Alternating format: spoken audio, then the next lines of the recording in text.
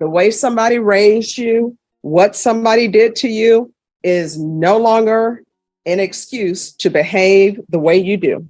And then your 2-year-old may or may not be in somebody's court saying, my mom was no good and my mom treated me bad and my mom put her friends before me. Do you understand? Yes. So this whole thing about you missing your son's 3rd birthday and your sister's 13th birthday, that's all on you. Your choices, and it's not the fact that you had horrible parents. When does it become your choice? No. When you're 30? Today we're in Judge Boyd's courtroom, and we've got an entitled teenager who somehow thinks everyone else is responsible for her choices but her. She's standing there stone-faced, acting like society did this to her, not her own decisions. And let's be clear, she's got a 2-year-old at home and still found a time to commit burglary, like being a parent is optional and morals are negotiable. The level of audacity in this courtroom is honestly impressive. You'd think having a baby waiting for you would make someone slow down, not start collecting felonies like Pokemon cards. It's a perfect example of how accountability vanishes the second excuses show up. So what happens when the judge finally runs out of patience? Let's get into it. Do you understand you're charged with the offense of burglary of a habitation? That's a 2nd-degree felony. The range of punishment is anywhere from 2 to 20 years in prison and up to $10,000 fine. Did you understand? Yes. Did you understand if the court were to grant your application for deferred adjudication, if for any reason your deferred adjudication were revoked, the court could find you guilty and sentence you up to 20 years in prison and up to $10,000 fine? Yes, Your Honor. Showing you the plea bargain page. Did you review that with your attorney? Did you understand it? Yes, Your Honor. According to the plea bargain agreement, there's a $500 fine. State recommends deferred adjudication. They're taking several cases into consideration. There's to be restitution to Adam Chavez, Chavis, Linda Pena, Tristan Muros, Muros, Leah Ware, War, Linda Michelle Pena, Alfred Rodriguez, Jasmine Beaver, Jose Hernandez, Nellie, Nellie Hernandez. And you are to agree that you committed the offense party with Stephen Potter Neely and Robert Alvarez. Did you understand that to be the plea? Yes, Your Honor. Defense? Yes, Your Honor. State? Yes, Judge. Outside the agreement, the state is requesting that your deferred adjudication be for a term of 6 years. There'll be a TAP evaluation, 150 hours community service restitution. Did you understand that was a recommendation from the state and the court does not have to follow that recommendation? Yes, Your Honor. Then to the offense, how do you plead? Guilty, not guilty, or no contest? Guilty, Your Honor. Proceeding with sentencing? Your Honor, we have applied for deferred adjudication. Are we proceeding with sentencing? Yes, Your Honor. Anything you wish to say on behalf of your client? Yes, Your Honor. It's my understanding that this is her first offense, albeit there were very many on that day. She has led a very, very rough life. Her parents were abusive. She has had a rough go of it. Doesn't excuse what she's done. She also has learned, sadly, the hard way of choosing better companions to spend her time with. I can say on her behalf, however, I've been in touch with her grandfather. She has a very good support system with him. I've been in constant touch with him, and he agrees that she needs to take some responsibility for this, but on the same note, too, he doesn't want this to ruin her life, wants the opportunity for her to be able to go forward and hopefully put this behind her. She has a child, 2-year-old son, who's currently with the father, and she wants to be able to see her son again. She wants to be able to get a job, repay these victims, and move forward. All right, how old are you? I'm 18, Your Honor. How far did you go in school? I'm up to a junior and I'm completing school in the jail. All right, is Child Protective Services involved? No, ma'am. Any drug use? Yes, ma'am. What? Not currently, but marijuana, And what else? cocaine. And what else? That's it, Your Honor. All right. This is what the court is going to do. There's a $500 fine that will be probated. The person who has your 2-year-old, the father, how old is he? 21, Your Honor. And who does he live with? He lives with himself. He has his own house. Okay. Take in consideration 2023 CR 3325 3324, County Court Cause number 696-143, 145, 146, 147, 148, 149, 150-695-488, 696-151. Look, I genuinely feel for her childhood.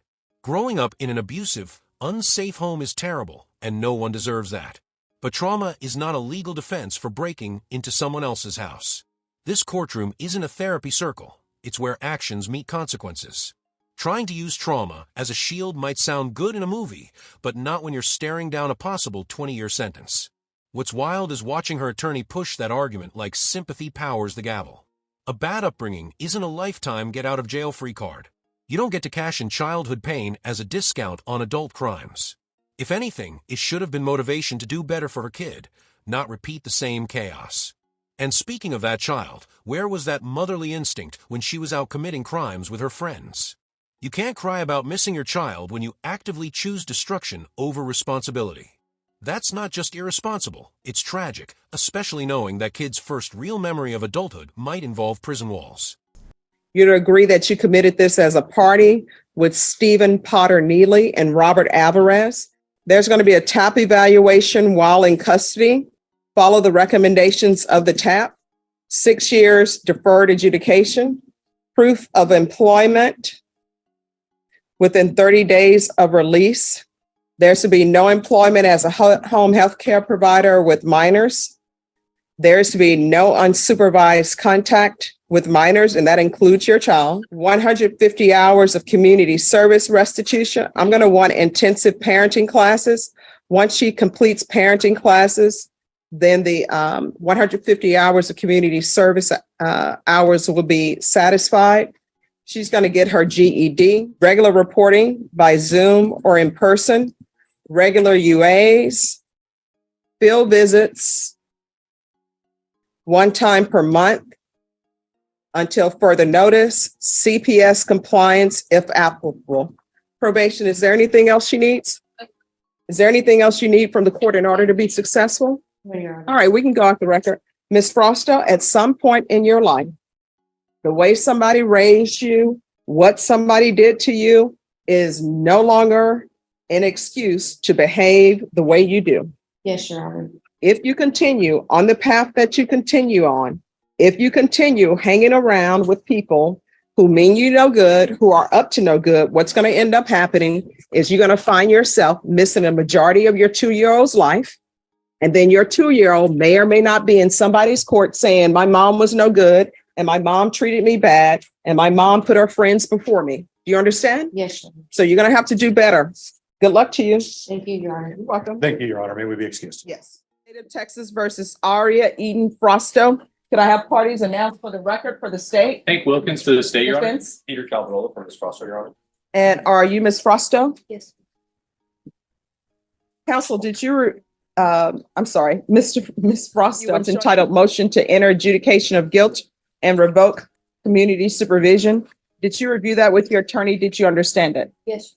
Are you the same Aria Eden Frosto who was placed on deferred adjudication in 2023 CR 01688 for the offense of burglary habitation on May 1st, 2023 for a term of 6 years? Is that you?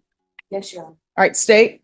Violated condition number 42 in Bexar County, Texas. The defendant, Aria Eden Frosto, did then and there fail to report to the supervision officer as directed for the weeks of September 25th, October 2nd, October 9th, and October 16th, 2023, in violation of condition number 42. How do you plead to that? True or not true? True. And Your Honor, oh, sorry. Do you waive? Yes, ma'am. We waived the other violation alleged in the motion. Did you understand by pleading true to violation of condition number 42, the court could find it true, grant the motion, find you guilty, sentence you up to 20 years in prison and up to a $10,000 fine? You need to speak up. Yes, Your Honor. Knowing that, do you still wish to plead true to violation of condition 42? Yes, Your Honor. Court will find violation of condition number 42 true. Is there a proposed agreement? There's not, Your Honor. The state is asking for a cap of 8 years in the prison, and I know the defense wants to ask for something else, Your Honor. All right, defense, what are you requesting? Respectfully, my client is requesting that she be reinstated on probation and subject to any programs that the court might deem appropriate. My client would also like to address the court if. All right, can you raise your right hand? Do you solemnly swear or affirm the testimony you give will be the truth and nothing but the truth, so help you God? Yes, Your Honor. All right, you can lower your hand, state your name for the record. My name is Aria Eden Froster.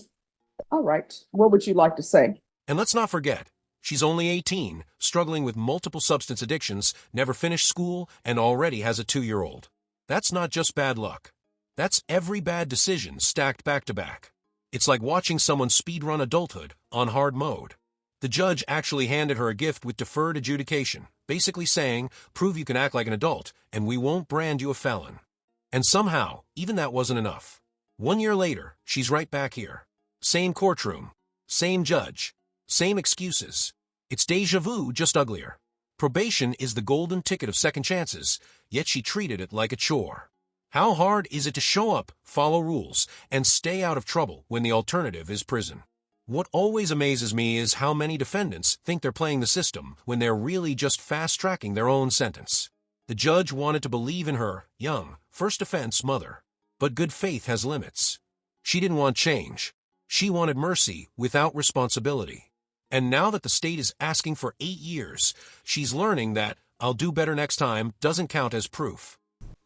I stand before you today to ask you to reinstate my probation and or give me a monitor to show you that I've matured since being 17. While being incarcerated, I have been working on my GED. I've also taken anger management courses, and I've had good behavior since being incarcerated and always try to behave myself even on the outside. For being only 19, I am very mature for my age, and I know I have a lot of potential. I also know my worth as a mother and a young woman. When it comes to being a hardworking, sophisticated woman, I plan on going to college when I am released, also to do is what I need to for probation. I have an interest in cosmetology and plan pursuing that as my career. I have a 3-year-old son that needs me at my best version of myself and looks up to me. I have 2 younger sisters, 14 and 13, that also look up to me as well. Since being incarcerated, I missed my son's 3rd birthday and my sister's 13th birthdays. They mean Okay, the world to let me stop you for a moment. So the main question for me is, why are you not reporting? This whole thing about you missing your son's 3rd birthday and your sister's 13th birthday, that's all on you. So why are you not reporting? I had a very hard life growing up. I haven't had parents. I haven't known right from wrong most of my life. So let me ask you this. When is it your choices and it's not the fact that you had horrible parents? When does it become your choice? No, When you're 30? And then it's no longer, you can say, well, I had a bad childhood. My parents were horrible. My parents didn't raise me. I know you're not. So when does it stop being your parents' problem or your parents' fault? When is it because you're making choices? I've made very bad choices. No, I mean, my question is, how old are you now? 19. All right. So my question to you is, when is it, woe is me, my parents were horrible. When does it become, it's a choice you made? Right now, you're. All right. So here's my other question. Why are you not reporting? I had no transportation and I was trying my best. And I called him multiple times telling him my circumstance. And that was my probation officer. Let me ask you this. Were you eating food? You need to say yes or no. Yes, Your Honor. So did you have a job? No, Your Honor. So how were you supporting yourself? As best as I could. No, what does that mean? How were you eating and supporting yourself if you didn't have employment? I had my mom, but. All right, so you had your mom, the same mom who's a horrible parent who didn't teach you right from wrong, correct? I chose her as my mom. She adopted me, but they had already said I had warrants out. So were you living with her? Yes. And where is your 3-year-old? He's with me and his dad. Back and forth. I see him on the weekends. All right. So this is what I'm looking at. When this plea bargain was done, there were many cases that were taken in consideration. Have you paid any of the restitution? Yes, Your Honor. I paid it when I went to probation the first time. I was paying my probation fees were $80 a month, and my drug fees, and I never came out dirty. I mean, I just don't understand. You're not reporting. I don't understand that. I know this is your second motion to revoke. Yes, Your Honor. But I So, want I to mean- change that. I really do. I want There- to change that. All right, so I'm sorry, but you're not a good candidate for probation. Yes, Your Honor. I mean, this is your second time you've been given chances. I don't think there's anything else that the court can do for you. I mean, I don't think she has any prior history that would exclude her from potentially a shock probation, but I'm going to find her guilty. And as previously stated, I'm finding violation of condition number 42 true. There's to be no unsupervised contact with minors. And I'm going to sentence her to 5 years in the prison, give her credit for any time served. Probation, is there outstanding restitution? I don't have any restitution. Okay. All right. And I will tell you this, if we can go off the record, if you want me to consider shock probation, when you're at the prison, you had better be doing something to show me that you're making improvements and that you're internalizing the reason why you were sentenced. You understand? Yes, Your Honor. All right. And you can talk to her about shock probation. Yes, sir. Thank you. Now she launches into the emotional speech, talking about her kids needing her, how she's changing, going to college, staying clean. It's the courtroom version of a greatest hits apology tour. But here's the problem. If any of that were actually true, she wouldn't be standing in that same spot again. Judges hear these speeches every single day, and they can smell fake accountability instantly. You can't perform responsibility, you have to live it. And she didn't. When the judge cuts through the noise and says, your actions don't match your words, that's the moment it's over. You can feel the patience evaporate. The sympathy clock ran out a long time ago. 5 years in prison. No probation. No do-overs. Just consequences catching up. The courtroom isn't cruel, it's consistent. And maybe 5 years inside will finally teach her the lesson that years of leniency couldn't. Actions will always speak louder than tears. 2023 CR 0305, 2023 CR 0168B, and 2023 CR 0304, State of Texas versus Stephen Potter Neely. All right, Mr. Potter, and each of the cause numbers, I'm showing you what's entitled Court Admonishments and Defendants Waivers and Affidavit of Admonitions. Did you review those documents with your attorney? Did you understand them? Your Honor. And cause number 2023 CR 0305, you're charged with the offense of theft, 30,000 to 150,000 of a vehicle. In 2023 CR 0304, you're charged with evading arrest, detention with the vehicle. Both of those causes are third-degree felonies. The range of punishment is anywhere from 2 to 10 years in prison and up to a $10,000 fine. And cause number 2023 CR 0168B, you're charged with the offense of burglary of a habitation force. That's a second-degree felony. The range of punishment is anywhere from 2 to 20 years in prison and up to a $10,000 fine. Did you understand? Yes, ma'am. And each cause number, I'm showing you what's entitled plea bargain page. Did you review that page with your attorney? Did you understand it? Yes, ma'am. And each of the cause numbers, the state is requesting that your punishment be assessed at 3 years in the prison. All of the cases will run concurrent. There are several cases that are being taken in consideration, and you are to agree that you acted as a party with Robert Alvarez and Aria Frosto in cause number 2023 CR 0305 and 2023 CR 0168. You understand Yes, that to be the plea? Defense? Yes, State? it is, Your Are Honor. you proceeding with sentencing? Yes, Judge, but ask away PSI. Anything you wish to say on behalf of your client? We just asked the court to follow the plea bargain. And cause number 2023 0305, the court will find you guilty, sentence you to 3 years in the prison, give you credit for any time served. This will run concurrent with 2023 CR 0168B, 2023 CR 0304. Take in consideration 2023 CR 0306, 0307, 0825, 0826. County Court cause numbers 96154, 155, 156, 157, 158, 159, 160, 161.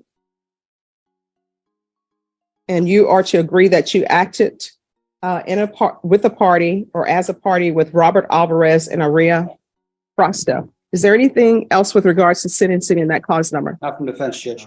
All right, we can go off the record. Good luck to you. How old are you? 18 years old, ma'am. All right, you're 18. You're starting out a horrible life of crime. You're going to have to make changes. Otherwise, you're going to find yourself living at the prison, living at the Bear County Jail. If there's a drug or alcohol problem, there are plenty of places for you that are free. You understand?